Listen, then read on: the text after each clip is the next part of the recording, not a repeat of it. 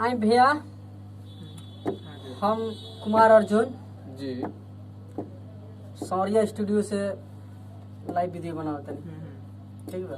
जाने वो गाना के बोल बा गोरिया रे मुश्किल लगेला जान मार। अच्छा अच्छा जोन गाना रिलीज भइल बा हाँ, चैनल ऑफ अंगार म्यूजिक चैनल ऑफ पर रिलीज भइल बा कुछ दिन पहले। अच्छा तो तनी सुनाई हम तो सुनाए जा रहल बा। तनी एक लफ्ज सुनाई। गोरिया रे मुश्किल लगेला जान मार रे। गोरिया रे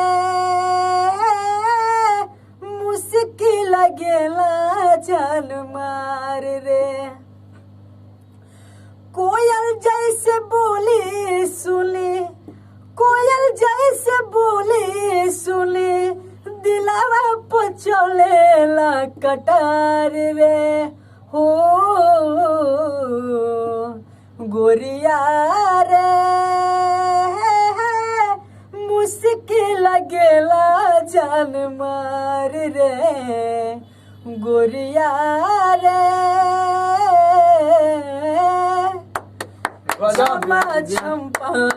महाराज राव का आवाज बा करेला जियरा घायल कि तोहरा मोहनी सूरतिया के भैली हम त कायल। क्षमा छम पाऊ के पायल करेला जियरा घायल कि तोहरा मोहनी सूरतिया के भैली हम त कायल। चल कौन बात नहीं बहुत सुंदर महाराज राव आवाज बा। इतना बढ़िया गावत है इतना बढ़िया गावत हम सुनले रहनी ओ दिन हमार दिल फिदा हो गए रहुआ आवाज पर का कहीं पर आज रहुआ से भेंटे हो गई। इतना अच्छा गा लेते बहुत बहुत। घर कहाँ पड़ी बस है जो बलरा पड़ी सौर्या बलरा बढ़िया का बात बा। आवल करी महाराज यही बढ़िया से निकल जाई कोनो बात नहीं है। बस हाथ जोड़ के विनती करी भैया लोग से कि हमनी के गाना शेयर करी लो गाना चले हमनी के। अच्छा भगवान से प्रार्थना करते नहीं ये नो हाथ जोड़ के विनती करी प्यार दुलार मिलो प्यार दुलार मिलो क्या जादू भैया के अरे वो लाइव में बनी तनी टाटा मार दी भैया लोग के।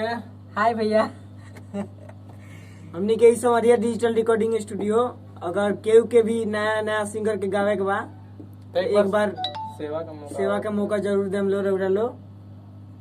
हाथ जोड़ के रउरा लो से विनती बावे खूब बढ़िया से बढ़िया काम हो खूब बढ़िया से बढ़िया काम होई जेंगन रउरा लो चाहे लो वही काम होई।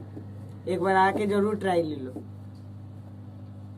ठीक है भैया नमस्कार प्रणाम।